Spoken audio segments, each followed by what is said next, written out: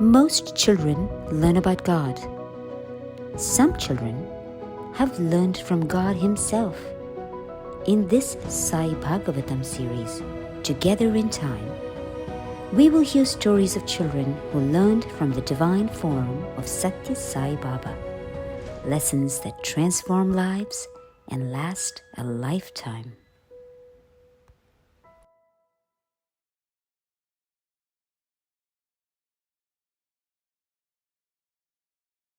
साईश्वराय विद्महे सत्यदेवाय धीमहि तन्नः सर्वः प्रचोदयात्.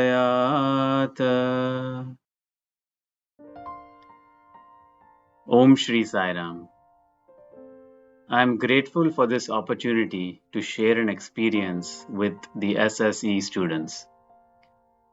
I was fortunate to have been born into a Sai family and participated in SSE activities throughout my childhood. Even after joining Bhagwan school, I used to participate in these activities during the summer holidays and fondly remember participating in several Ishwarama Day celebrations here in New Jersey. The topic today is sharing one experience with Swami as a child and to reflect on what that experience meant to me then and the impact it has on me now. Bhagwan has always emphasized that his relationship with us is one-to-one, heart-to-heart. When I first joined the Sri Sathya Sai Primary School as an 8-year-old, after having been accustomed to the comforts of home, I had a difficult time adjusting to the environment in Puttaparthi. I definitely felt homesick and then eventually fell really ill. Being sick in the primary school isn't all that bad. The teachers at school are continuously doing their rounds and checking in on the sick children. There's a doctor who would check on us and our vitals twice a day. We got special food, a diet appropriate for someone who is sick.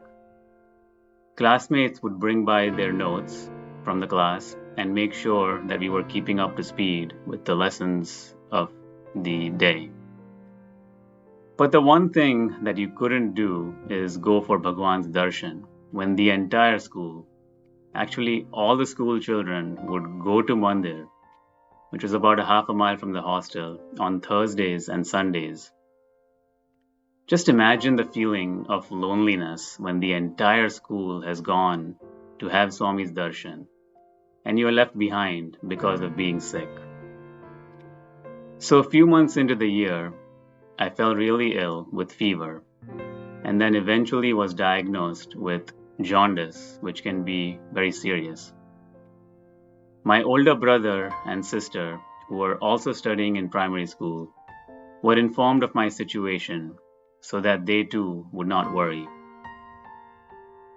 The next darshan, my brother, who was around 11 years old at that time, wrote a letter to Swami informing him that I was sick and that I had jaundice.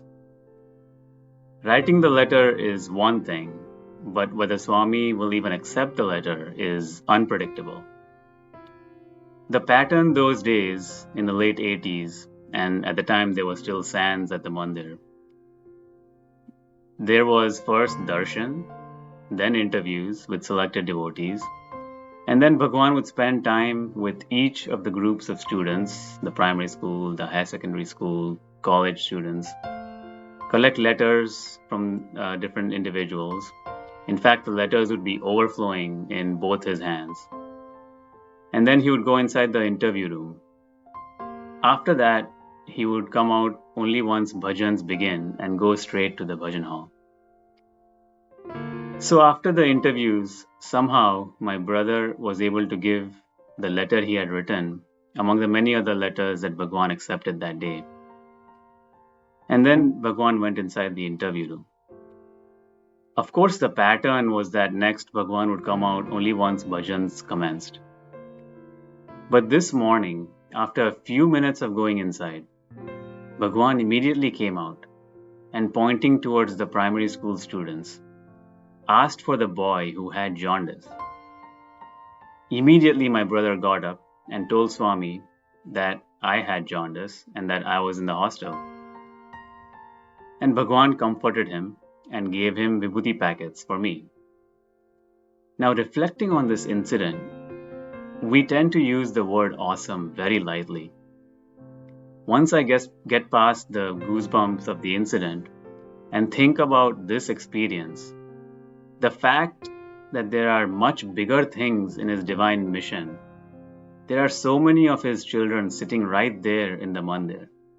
There are so many hundreds and thousands of prayers and letters that he is receiving constantly. And yet, of all those things, Bhagwan has the time to acknowledge a small child who is not even present in his midst, making a direct connection, one-to-one, heart-to-heart. That is awesome. And a reminder that he is always present, helping us, loving us through all our individual challenges in life. Doesn't matter who we are. I would like to end with an excerpt from Satya Sai Speaks, Volume 6, and it's from a discourse Bhagwan gave on July 4th, 1968, on his trip to East Africa in Nairobi, Kenya. Bhagwan says, "I have come to light the lamp of love in your hearts, to see that it shines day by day with added luster. I have not come to speak on behalf of any particular dharma, like the Hindu dharma. I have not come on any mission of publicity for any sect or creed or cause, nor have I come to collect followers for any doctrine. I have no plan to attract disciples or devotees into my fold or any fold. I have come to tell you of this universal, unitary faith, this Atmic principle, this path of love, this dharma of prema, this duty of love, this obligation to love." Sai Ram.